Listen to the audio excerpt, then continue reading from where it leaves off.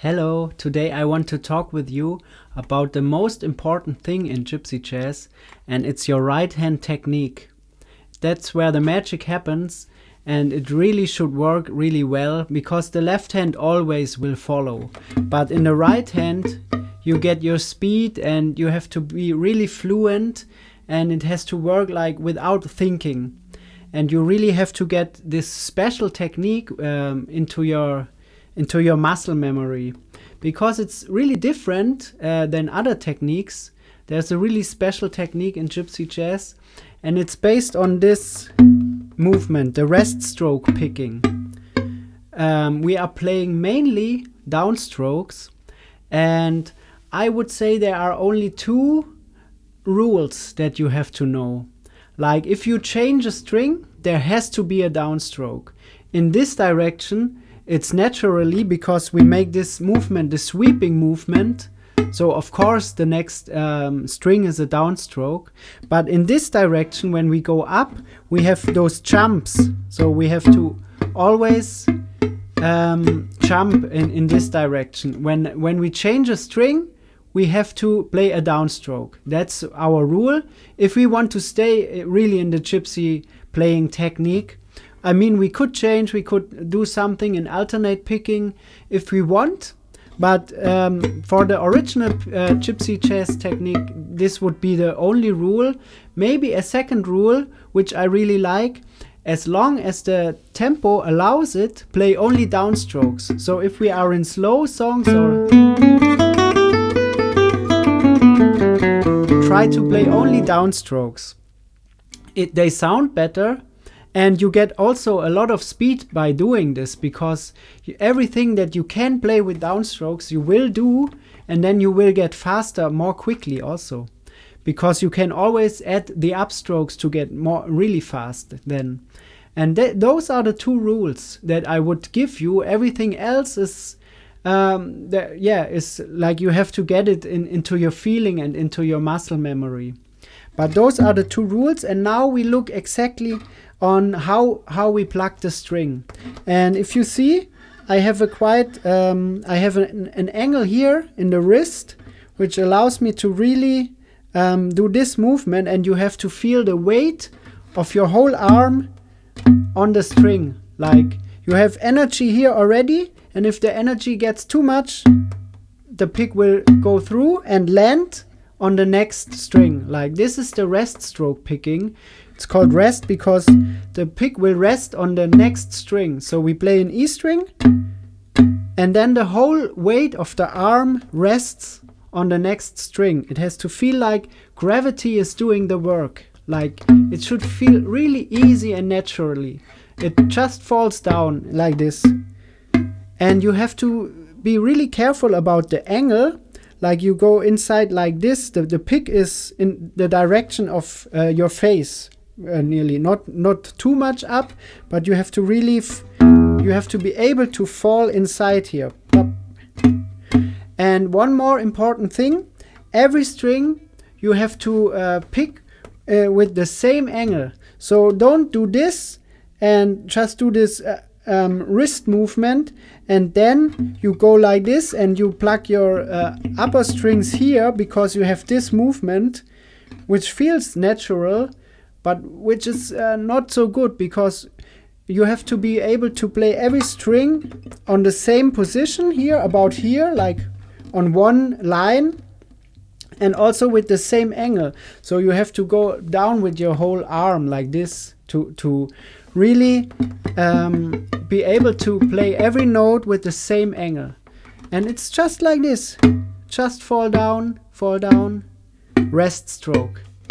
That's the most important thing, which gives you this really powerful sound, like the whole weight of the arm. It's just so powerful already by not doing much work, but it should feel really powerful. And you have to be able to work really precise with this. And you get this. I will show you two exercises now for this picking technique.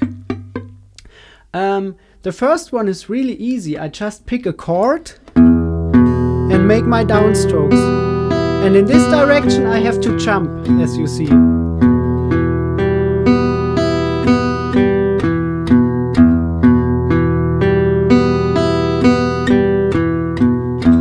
And it has to be really even, so make it with a metronome. And I was looking, because every exercise that you do should be already musical. That's really important, so that you don't get bored by it, and it sounds already really good. I found some really nice chords for this exercise, and those are the chords of the Etude number 1 by Heitor Villa-Lobos. If you know this piece, it has really nice chords, and all the chords are with all the 6 strings involved. So it's really good for this exercise. But all those, this whole exercise, you will find the tabs in my community, in my school community. You can join there for a 7 days free trial, and you can check out the tabs there and a lot more. We have free Zoom sessions there, and feedback, and a lot more material. So if you are interested in this exercise particularly, you can check it out in my school community. And I will show it to you now, just a little bit.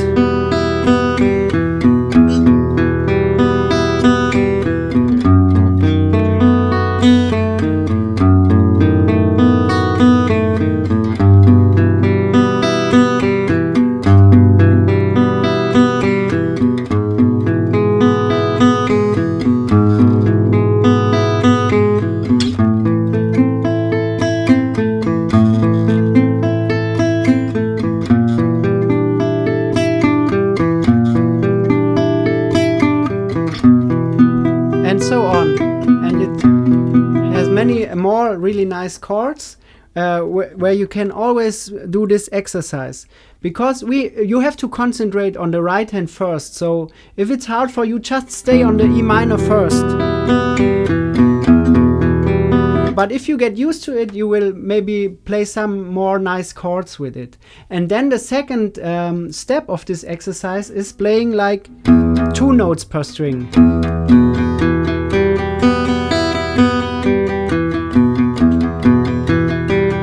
With the same chords.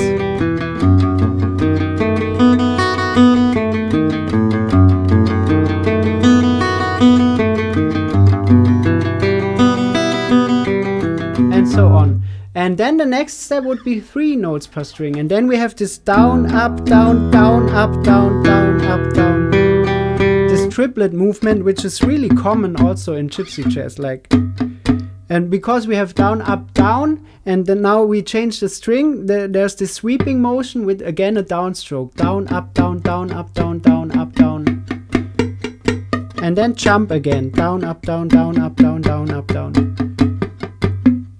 So you will hear a lot more of this movement in gypsy jazz because of the sweeping, and this movement is harder. So many people play the arpeggios in this direction and not so much in this direction because of the many jumps you have to do in the right hand.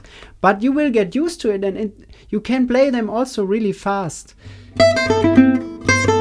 But it's one of the limitations of the gypsy jazz technique, like this direction. You can also make 4 notes per string.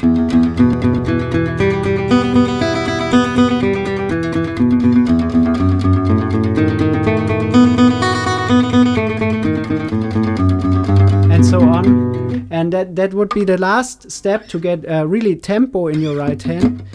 So yeah, that's a really, really good exercise to get an even rest stroke picking. And that's what we want. Like those, everything that we play, those arpeggios and chords, it's basically this, like all the, you should be able to play it really even and precise. And the next little exercise is also really good for that. And it's basically a lick from Django Reinhardt, which I play many times with many chords, and you can also do many variations. But he plays it in Dark Eyes, in the piece where he makes.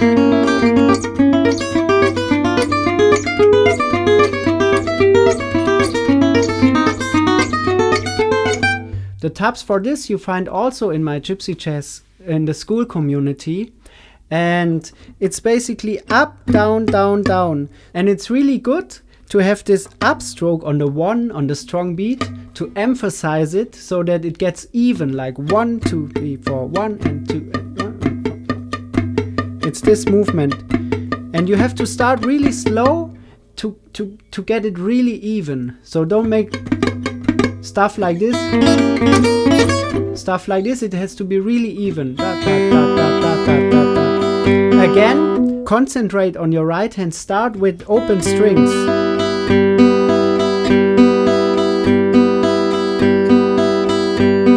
And then play the exercise. And then get creative with this movement. You can do it with any chord. You can do every chord on the upper 3 strings and make stuff like this.